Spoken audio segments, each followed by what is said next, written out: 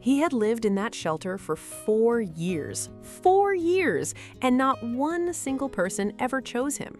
Not because he was sick, not because he was old, because of his face. His name was Winston, a massive smoke gray long hair with golden eyes and a scowl that never left him. He looked furious every second of his life, even purring, even sleeping, even when he was doing absolutely nothing at all. The volunteers joked that he looked like he was planning something terrible. Families walked straight past his cage without stopping.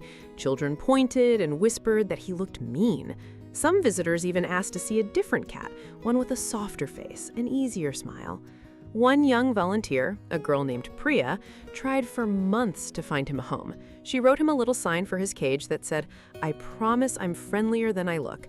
She even brought her own lunch break to sit outside his cage twice a week, just so he wouldn't spend every hour completely alone.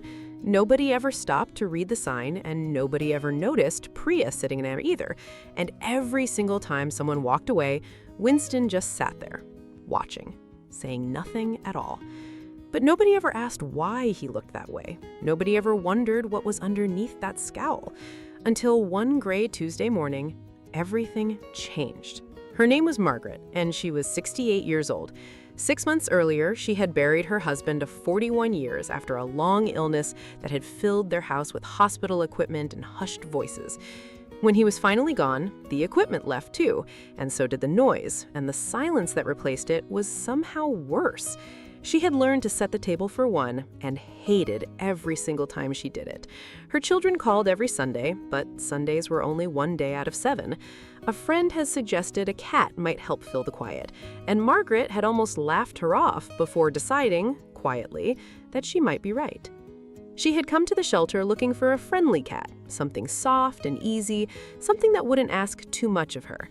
The volunteer led her past cage after cage of purring, blinking, hopeful faces. Margaret smiled at all of them, but she kept walking. Then she reached the back corner and stopped. There, behind the bars, was Winston, glaring at her like she had personally wronged him. "Oh, don't mind him," the volunteer said quickly. "Nobody wants that one. He's been here 4 years. Something's wrong with him." Margaret didn't move. She crouched down slowly until her eyes were level with his, and she said something the volunteer never expected. "He's not angry," Margaret whispered. "He's just as tired of being alone as I am." The volunteer went quiet and, for the first time in years, wrote a different word on Winston's file. She signed the adoption papers that same afternoon. The staff warned her twice, telling her he might scratch, might hiss, might never warm up to her at all. Margaret only nodded and carried his carrier out to her car. The first night, Winston hid behind the refrigerator and refused to come out. Margaret didn't force him. She set down a small bowl of food and sat in her late husband's armchair, reading aloud from an old paperback novel, the same way she used to read to her husband in his final months. She read for almost 2 hours, her voice soft in the quiet house. When she woke the next morning, the food bowl was empty, and there, curled on the corner of her blanket, was Winston, eyes half open, still glaring, but staying. The days turned into weeks. Margaret learned that Winston's scowl never changed, not once, no matter what he felt.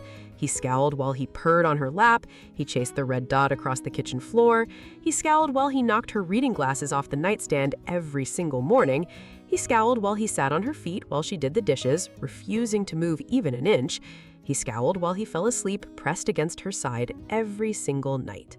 If a face like Winston's has ever made you look twice at a shelter cat, stay with us. Because what happens next is exactly why looks can lie. And if you believe every cat deserves someone who looks past the surface, hit that subscribe button before we go any further. She started talking to him the way she used to talk to her husband, telling him about her day, laughing at his grumpy face whenever he clearly wanted more chicken. She hung a photo of her husband by the window and swore Winston sat beneath it every afternoon, almost like he was keeping watch. Some nights, she caught herself telling him things she'd never said out loud to anyone, and he just sat there, scowling, listening.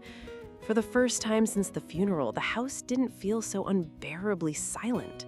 6 months after she brought him home, Margaret was standing at the top of the stairs when her vision suddenly blurred.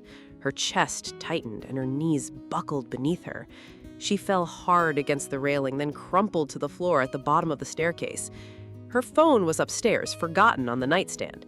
She lay there, gasping, unable to call for help, unable to even sit up, unable to do anything but listen to her own heartbeat pounding in her ears. Winston came running the moment he heard her fall. He didn't hide, he didn't hesitate.